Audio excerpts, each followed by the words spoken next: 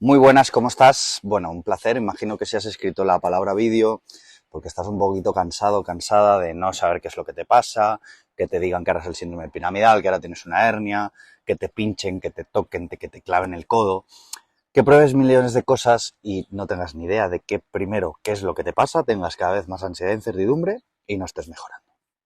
Entonces, en un vídeo muy cortito te lo voy a explicar. Bueno, lo primero, un placer que estés aquí. Me presento, soy Joan, soy fisioterapeuta, entrenador y dietista. Por si no me conoces, me sigues desde hace poco o me acabas de seguir en este vídeo. Estoy especializado en patología, dolor, razonamiento y diagnóstico clínico, neurociencia, ejercicio y bueno, he estudiado un montón de otras cosas que no me han servido para mucho, ecografía, invasiva, etcétera.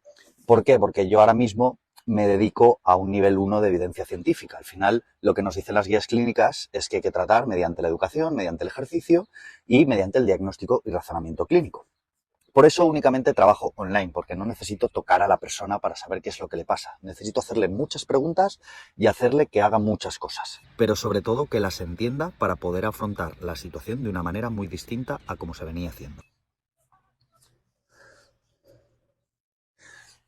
A partir de aquí, tengo un equipo con otra fisioterapeuta y un médico rehabilitador pues para esos casos más concretos que necesitan una ayuda médica o llevan una ayuda médica y hay que ajustarla.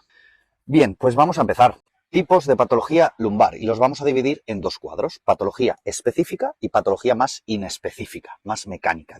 Patología más específica, hernia discal, espondilolistesis, estenosis de canal, fracturas, ¿vale? Es una patología muy concreta. Y patología más inespecífica, que realmente no sabemos la fuente exacta de los síntomas, el dolor sacroiliaco, el discogénico, facetario, no lo sabemos exactamente, pero al final suelen tener un comportamiento concreto. Tenemos que conocer el comportamiento concreto, ya sea de patología específica o de patología inespecífica, para así empezar a abordarlo. Esto es súper importante en la entrevista clínica, hacer un diagnóstico clínico. El dolor más común, la patología inespecífica. Más del 85% de los casos sufren este tipo de dolor y es un dolor normalmente mecánico. ¿Qué significa un dolor mecánico nociceptivo? Que sabemos el comportamiento. Rigidez matutina, nos duele cuando nos agachamos o hacemos ciertos movimientos, cuando entrenamos de más, nos duelen posturas mantenidas, ya sea sentado o de pie, nos duele el cambio de postura, de pasar de estar sentado a estar de pie. Sabemos cuándo nos duele, es totalmente mecánico y predecible. ¿Y qué ocurre con este tipo de dolor nociceptivo?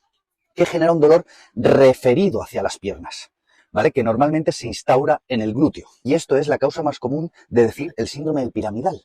Pero el síndrome del piramidal genera un dolor de tipo neuropático, no nociceptivo. Y aún así yo no he visto en mi vida un síndrome del piramidal. Ahora más adelante lo veréis, ¿vale? Pero es eso, un dolor referido que va hacia la pierna y normalmente se queda por encima de la rodilla, ¿vale? Y muchas veces se instaura ahí en el glúteo y cuesta de sacarlo. Pero viene de otra patología del disco, de las facetas, incluso del tendón del glúteo o patología de cadera articular, que estas no las he nombrado, pero también están.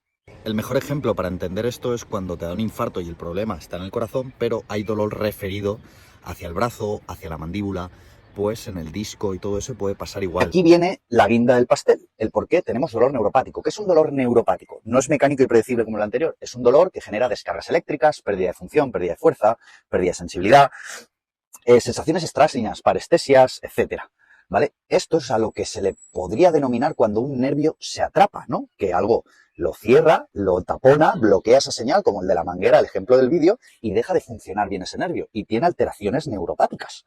Pero esto, normalmente, en el 15-10% restante de la patología habitual en personas con dolor lumbar, suele estar producido por una hernia o una estenosis de canal. De verdad que no he visto un síndrome piramidal en mi vida. Lo que pasa es que como duele el glúteo, pues ya se le asocia al síndrome del piramidal. ¿Y qué es lo que suele ocurrir?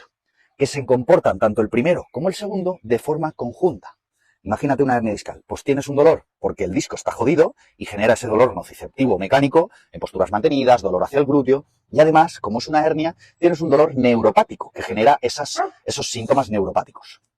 Tenéis por ahí a mi perro ladrando. Y esto es lo más común de encontrar, que estos dos dolores estén de forma mixta. Esto es un poco los estudios científicos, algunos de ellos, pero bueno, hay mucha evidencia sobre esto.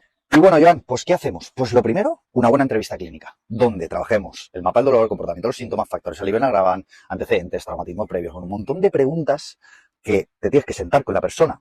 Me tengo que sentar contigo a preguntarte y valorar qué mecanismo de dolor está pasando, además de pruebas de imagen complementarias y demás. Si hay un componente nociceptivo, uno neuropático o uno mixto. Aquí apartamos en este vídeo al dolor crónico y persistente, ¿vale? Ese dolor nociplástico. Eso sería otra cosa. De ahí que sea tan importante el diagnóstico diferencial, que es diferenciar de dónde viene el problema del disco, de la faceta, del tendón del glúteo, de la cadera, de una hernia discal. Es súper importante ese diagnóstico diferencial para poder abordarlo.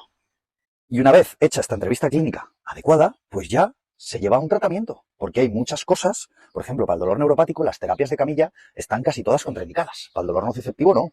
El ejercicio en general suele ser la herramienta más común que mejor mejora, pero tiene que estar bien programada. Y un largo etcétera, que esto me daría para un vídeo de 20 minutos. Espero que te haya gustado. Si necesitas ayuda con tu problema, mi equipo y yo estaríamos encantados de ayudarte. Solo tienes que responderme por privado a este vídeo. Te digo un poco cómo trabajamos y encantados de echarte un cable. Pero por lo menos espero que te haya quedado claro por qué no están acertando con tu problema. Un saludo y chao, chao.